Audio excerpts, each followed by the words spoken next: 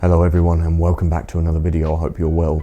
So you join me in my hotel room as I'm going to talk to you about the property. Did I get it? Did I not? Well, here you'll find out, and I'll give you some other things about the property that I really like. What drew me to this property was its location, and I've been looking at it for quite some time, and I wasn't too sure because it was surrounded by busy roads. Now, well, that was one of my things I didn't want, but the other pros to the place was ideal, so I was going to compromise on that. One of the things was it's close to the shops. It's very, very close. I could live there without a car, as I set up everything, catch the train into Newcastle or head to the beach. It was in a very nice central position. It had space. It had a garage that was attached to the house, so I could access it from the kitchen area. It was big enough. It was a little bit tight, but it had a really nice big bedroom which I was going to use as my office, and I had plenty of storage. And the reason why I said it did is I didn't get it, but I will go into the reasons why I didn't get it, which I'm still not sure why I didn't get it. But yeah, I'll just there's a bit of a storyline for that one. So yeah, but yeah, this one had it for me. 3 bedroom, 2 bathroom. But yeah, one of the bathrooms, I think the original tenant's got the floors quite wet, and this has got like a sort of, it's not tiled, it's not carpeted, it's like some sort of lino, but it's like the soft spongy stuff. But I think it's got so much water underneath it, it just felt like you were walking on a bouncy castle. So I didn't like that, and what I was going to do was I was going to rip up all of that, and because it would just annoy the heck out of me, and put some nice flooring down like what we've got in here. And by the way, I did make another video, if I haven't mentioned this already, because this was 3rd or 4th, 5th take of this.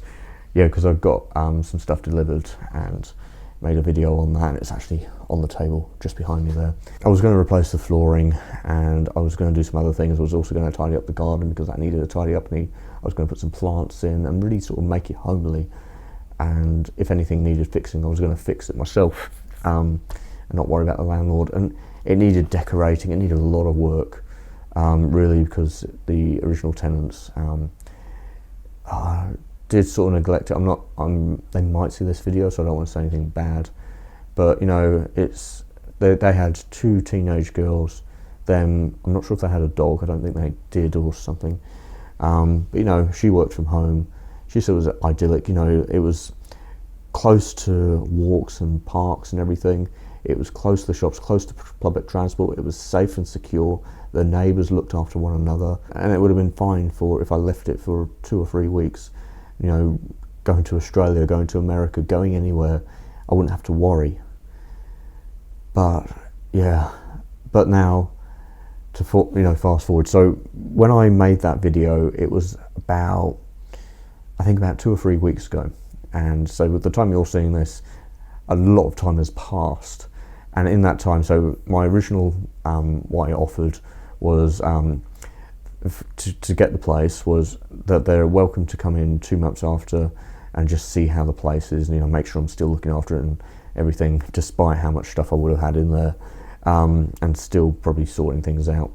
I was going to pay 6 months rent up front, which I've been advised was more good enough for someone who doesn't have any credit history or no employment as well here. So for self-employed, it's best to pay rent up front, because any other way you're not going to really get it, because they'll just give it to someone else. So I was advised to do the 6 months rent up front, and then I just said I was going to look after the property like it's my own and maintain it and look after it. There are other people that are also interested in the property, and I'm thinking there's no way I'm getting this. It'll probably get delivered to one of them. Also, I'm someone who has no kids, no wife, no pets, I don't smoke, so I would have been a really good tenant for the property. And I thought, yeah, it's going to get given to other people, because there were 4 other people that were really interested in the place, and they were all shot down, including myself, and I'm going, that's a bit weird. And they said, oh, he's trying to look for the right person for the place. So what I ended up doing is I left it, and I'll just leave it, but I won't give up completely on this property because I really quite liked it. Started looking at other properties, I started looking around.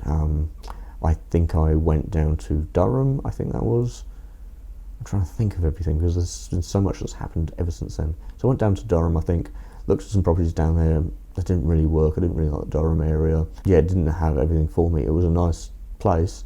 It'd be a nice place to live in the future, but not right now, not when I'm setting everything up. Then I looked towards Darlington. That was really nice, but it was a bit isolated. And I was going to offer 12 months rent for down there, which would have been close to about £20,000. And then I thought, well, if I go for the other property, I can save myself about £5,000 and put it towards a car, because I still need to get a car and insurances and everything, and camera insurance and property insurance and all that. So I went, and public liability, and yeah, so many things. So I went, you know what, I rang up the agent and I said, and I also put an email together saying I'd like to offer 12 months rent up front. And they went, great, we'll let the landlord know, and we'll get back to, and this was I think on the Thursday, and they said, oh, we should hear something tomorrow. On the Friday, nothing, not a peep. Then I called on the Saturday, and they went, oh, the landlord is still not sure. He wants to know about your history, your work history, and your credit history. Well, that's why you pay for the 12 months, because it gets around all of that, because they're looking for security. They need to know that you're going to pay. But if you're paying 12 months up front, that gets around that whole problem.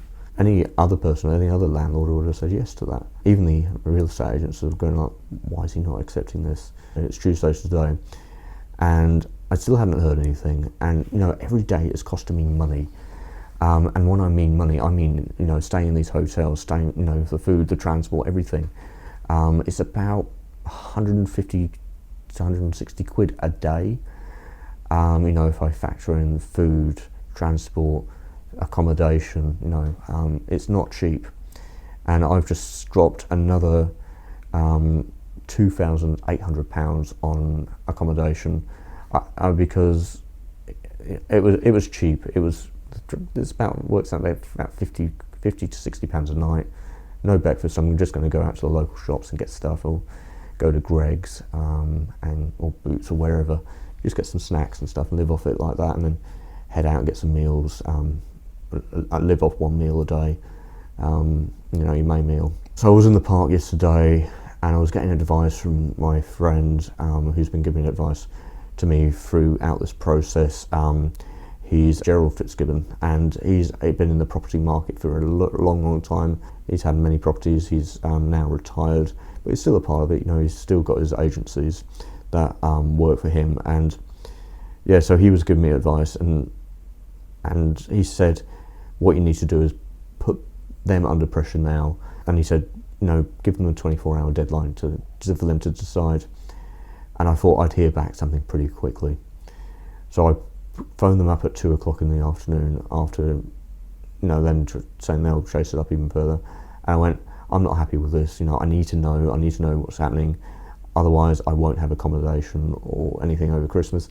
And I could be homeless over Christmas. You know, I might not have a roof over my head, which is a very likely possibility, because I was looking into apartments. I was doing other places as well, and they're all sold out over Christmas and New Year. Then I ended up finding a hotel which wasn't booked out, and I went, okay, and there's only like 3 rooms left. And I went, okay, I need to get onto this ASAP, otherwise I might not be able to find a place to stay. So I left it with them. They said, okay, well, we should hear back something soon. Didn't hear anything. 11 o'clock today rolled by, and still nothing. So I rang them back up, and yep, I hadn't heard anything. And I said, I'm really not sure about this now. I'm really just, you know, annoyed by this and how this guy's messing me around. It's costing me a lot of money, you know, each day, and I need to start booking, you know, accommodation to get me by until the next year when I start looking again. They said, okay, well, we'll try and get a hold of them. They managed to get a hold of them, and the guy still said no. And I went, you know what, I'm done. And the agents were incredibly nice. They were trying to, you know, sort this out as much as possible. They were so thoughtful, and just, I feel like I've got a nice connection with them. I feel like I've got a good rapport, and if any other properties come up in the future, they're just going to let me know. I said I need a 3 or 4 bedroom house, and if you're wondering why me on my own need a 3 or 4 bedroom house, watch my previous video if you haven't already watched that, where I'm say I put an offer in a place and this is what I'm looking for in a property. So yeah, it's a real shame that it didn't work out. I was looking forward to it, but I was also thinking, like, if this is hard for them to accept a deal, what is it going to be like later on if I've got a problem or if something arises, or I don't know what type of person they are, but my goodness, they are a effing D-head. Had to do my own censorship there because it'd be easier than censoring it later. But yeah, the runaround, it's cost me, in looking around and transport and everything, in dealing with that property, it's probably cost me about £1,500 that it's cost me, because I did put offers in other places, but I was really wanting this one, so I rejected some of the others. I didn't get the others, but I just wanted this one. It was going to be so ideal, and I put everything into it, and just get messed around, it's just appalling. I would not do that to someone else. No chance in hell. I plan on, having rentals in the future, or maybe a short-term holiday lets and stuff like that. I would never do that. I would always give them clear instructions and clear decisions very, very quickly, or within a couple of hours. No way would I spend days or weeks not giving any thought about it. This person clearly has no care, dedication, and thought for others. They just care about themselves. So I've got no idea what they're going to do with that property. It's going to be interesting. I don't think anyone's going to be able to let it, to be honest. They're not going to be happy with anyone. I have a sneaking suspicion they're not letting the agents know, but I reckon they're going to sell the place, and they're going through other areas, but they just don't want to tell them, because maybe they owe them money. I don't know what's happening, but the agent isn't earning any money if the place isn't bringing any money in, and they're still advertising it, and they're still bringing people through. I wouldn't be surprised if the agency cuts the ties with the landlord. I would, if I was them. Not worth it. Anyway, so that's about it. So yeah, the plan for now is I've paid for my hotel, which is a Holiday Inn, basic place, but it will work for me, and I got that for 41 nights. It cost me £2,800, not including breakfast, but yeah, I'll just live basic, and enough of spending it in these sort of places. I was just thinking it was going to be short term, but it's just carried on. It's just got away from me, and I didn't realise I've been staying in sort of nice places for the last month, which has cost me, I wouldn't like to look over it, but I reckon it's about £4,500. So staying in budget accommodation is about £2,000 less. This whole journey that I've been on, looking for a place, I had no idea about how to approach agents before. Now I do. I know how to sell myself to, potential landlords and estate agents, so that's not a problem. I've got so much confidence and given so much advice that I know when it comes to looking for other properties, and I know what I want. I've defined it even more, and yeah, I know the areas that I want to live in. So yeah, it hasn't been all a waste of time and money, because before I just set on these sort of areas and it wouldn't have worked. It would have been a failure. But now it's time. So now I've learned all this, and I'm going to be able to apply it to the next place, and I'm sure I'll be able to get a place pretty quickly. And I will put in offers on multiple places, maybe 2 or 3 places. If I get accepted, the first one that comes through that they say accepts, I will go for that, and then let the other 2 know that I found somewhere elsewhere. It doesn't mess the agents around, doesn't mess the landlords around. Nothing's official until you sign for it. Sorry, it's not good news. I really wished it was going to be good news. That was going to be able to reveal in this video, but sadly not. But at least I haven't wasted my time and money and energy on this person.